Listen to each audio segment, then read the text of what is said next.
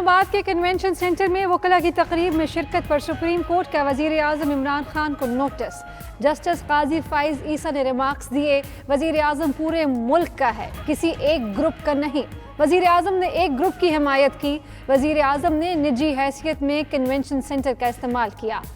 वजीर आज़म रियासत के वसाइल का गलत इस्तेमाल क्यों कर रहे हैं? Attorney general, advocate general Punjab, in charge convention centre और मुताल्लिका वजारतों को भी नोटिस जारी। महंगाई पर काबू पाने के लिए वजीर आज़म इन एक्शन। टाइगर फोर्स की मुमकिना जिम्मेदारियों पर ब्रीफिंग लेने का फैसला। इमरान खान ने मुआविन खुसूसी उस्मान डार को आज बुला लिया।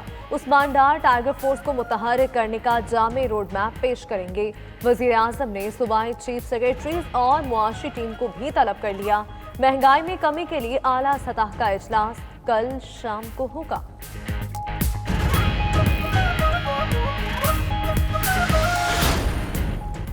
गरीब के लिए एक और इम्तिहान, संगीन होने लगा आटे का बहरान। 2 वक्त पेट कैसे भरें, हर कोई परेशान। चक्की आटे की कीमतों में इजाफे के बाद फ्लोर मिलों ने भी सप्लाई कम कर दी। लाहौर में आटा नायाब हो गया। फ्लोर मिलों का आटा खरीदने के लिए जगह जगह लंबी कतारें। चक्की मालिकान ने आटे की कीमत मजीद बढ़ाने का इंदिया दे दिया।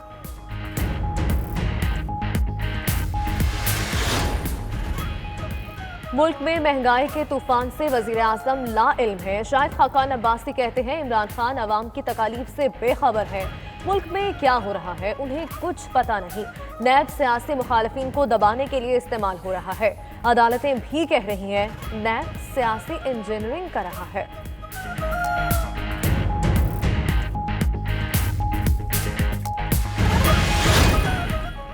ऑपोजिशन की तहरीक से निमटने के लिए वजीर आज़म मुतहरिक। पार्टी रहनुमाओं का अहम इजलास आज बुला लिया। असद उमर, शफकत महमूद, शेख रशीद, फवाद चौधरी, परवेज खटक समेत दीगर रहनुमा इजलास में शरीक होंगे। ऑपोजिशन की मुमकिन तहरीक और उससे निमटने पर मुशावरत होगी। हुकूमती और इत्तेहादी अरकान पार्लियामेंट से राबतों पर भी तबादला ख्याल होगा।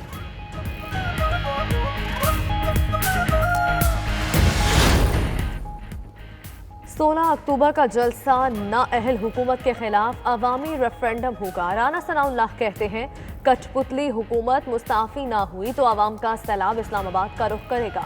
तमाम जमातों का फैसला है नाअहल हुकूमत और नाअहल टोले को मुल्क से उतारा जाए। पाकिस्तान में साफ और शफाफ इलेक्शन हो। हुकूमत बौखला गई। एक वजीर ने अपील की है कि तहरीक 3 माह के लिए मुलतवी कर दें।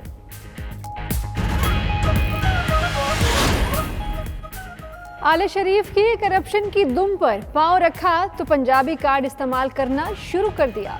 वजीर इत्तलात पंजाब फयाजुल हसन चौहान कहते हैं पग के नीचे सारे ठग हैं। शहबाज शरीफ की गिरफ्तारी पर पग पहनकर खुशी का इजहार कई सवालात को जन्म दे रहा है। असबियत और सूबाइयत का कार्ड किसी को नहीं खेलने दिया जाएगा।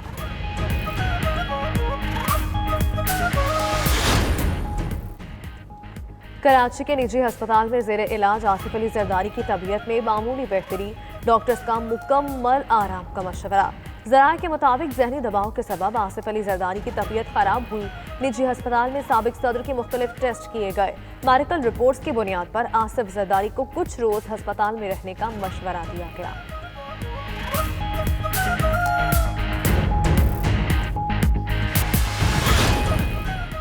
कराची में मोटरसाइकिल की डबल सवारी पर पाबंदी इतलाक से पहले ही उठाने की वजह सामने आ गई। पीपल्स पार्टी के मुतादिद सरकर्दा रहनुमाओं, काबीना अरकान ने डबल सवारी पर पाबंदी के खिलाफ एतराज़ किया।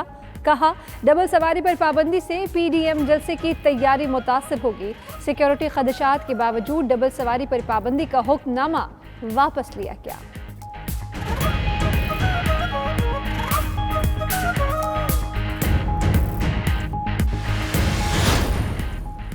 जनरल परवेज मुशर्रफ का मार्शल लॉ। मुस्लिम लीग नून का आज यौम स्याह। मुस्लिम लीग नून आज 12 अक्टूबर को यौम स्याह के सिलसिले में रावलपिंडी प्रेस क्लब के बाहर एहतजाजी मुजाहिरा करेगी। शाहिद खाकान अब्बासी और दीगर रहनुमा दोपहर 3 बजे खिताब करेंगे।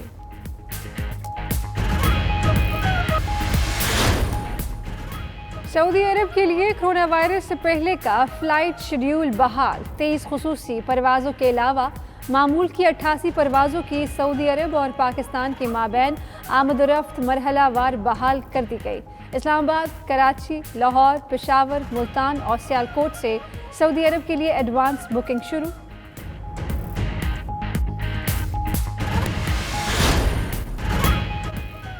नेशनल T20 कप रावलपिंडी में एक्शन से भरपूर मुकाबले जारी। इवेंट में आज 2 मैचेस खेले जाएंगे।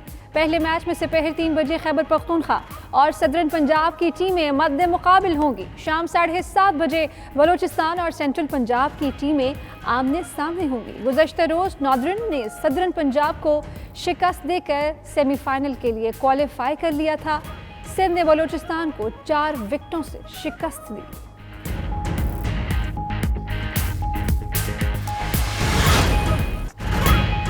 नेशंस फुटबॉल लीग में कांटे के मुकाबले इंग्लैंड और नॉर्वे ने अपने अपने मैचेस जीत लिए।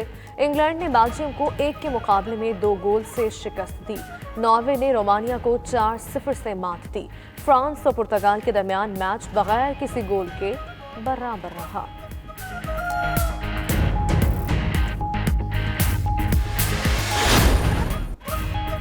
और कोरोना वायरस का मरकज बनने वाले चीनी शहर वुहान में म्यूजिक फेस्टिवल, दर्जनों फनकारों ने अपने फन के जौहर दिखाए। इफ्तिताही तकरीब में मूसीकारों ने वायरस के खिलाफ लड़ने वाले हरावर दस्ते की खिदमात को सराहा।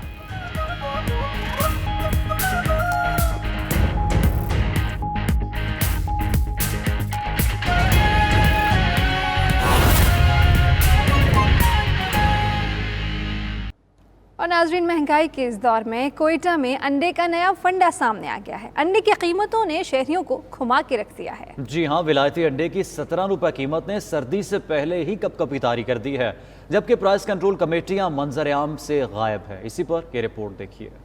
कोयटा और गिरदोनवाह में महंगाई की नई लहर ने हर एक को परेशान कर दिया। अभी सर्दियां शुरू नहीं हुई मगर बाजार में रोजाना अंडे के नर्ख बढ़ रहे हैं। एक हफ्ते के दौरान 12 रुपए में फरोख्त होने वाला अंडा 17 रुपए में बिकने लगा है। फी दर्जन अंडे 200 रुपए में फरोख्त होने लगे। महंगाई की नई लहर ने आवाम की कमर तोड़ कर रख दी। अंडे भी एकदम से इसकी कीमतें बढ़ाना बहुत बुरी बात है और बिल्कुल अंडे को गरीबों की पूंछ से दूर कर दिया और अभी महंगाई की वजह से गरीबों की कमर टूट चुकी है। अब गरीब के लिए इधर कोई गुंजाइश नहीं है।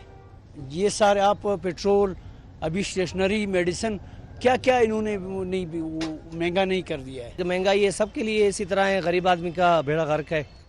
तो अभी 180 रुपये, पहले अंडे जो है 80 रुपये दर्जन चल रहे थे, तो अभी 180 में जो गरीब आदमी आता है खाली पूछ के ही चला जाता है, उसके बस में है ही नहीं। अंडे के व्यापारियों का कहना है कि अंडे महंगे होने की वजह ट्रांसपोर्ट के किरायों में इजाफा और फीड की कीमत बढ़ने के अलावा भी कई वजूहात हैं। यार, कीमतें बढ़ने की कोई वजह नहीं, ब्लैक माफिया है। स्टॉक किया हुआ लोगों ने स्टॉक रखा हुआ है, स्टॉक निकाल नहीं रहे बार, उस वजह से जो यहाँ पे महंगा होता जा रहा है। ये पंजाब से रेट आ रहा है, पंजाब से महंगा हुआ है।